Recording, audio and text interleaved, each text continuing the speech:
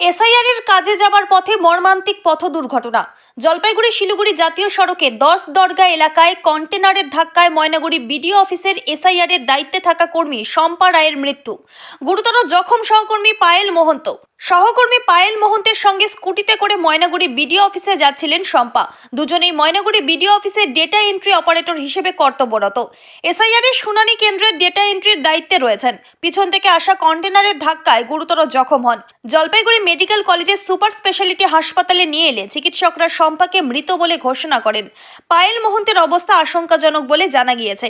ঘাতক ডাম্পারের খোঁজ চালাচ্ছে পুলিশ। ঘটনায় শোকের ছায়া নেমে এসেছে প্রশাসনিক মহলে। ওরা দুজনেই কাজে যুক্ত ছিল এবং মর্মান্তিক দুর্ঘটনা। আমরা সকালবেলা যখন খবরটা পাই সাথে আমাদের অফিসের স্টাফরা তখনই বেরিয়ে যায় এবং আমার সাথে যখন যোগাযোগ হয় তখন ওই অ্যাম্বুলেন্স ড্রাইভারের কাছে ওর ফোনটা ছিল।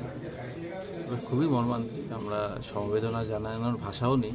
আমরা পরিবারের পাশে থাকবো, চেষ্টা করব যতটুকু আমরা সাপোর্ট দেওয়ার জন্য। এবং আমাদের আরেকজন স্টাফ যে অসুস্থ আছে এখনও, আমরা সে মেডিকেল কলেজে আছি, আমরা তার পরিবারকেও আমরা আশ্বস্ত করেছি যে যতটা যা চেষ্টা করা যায় সেটা আমরা ইনশিওর করবো যাতে ঠিকঠাক থাকে। দুজনে কী দায়িত্বে ছিলেন এসআইআরে?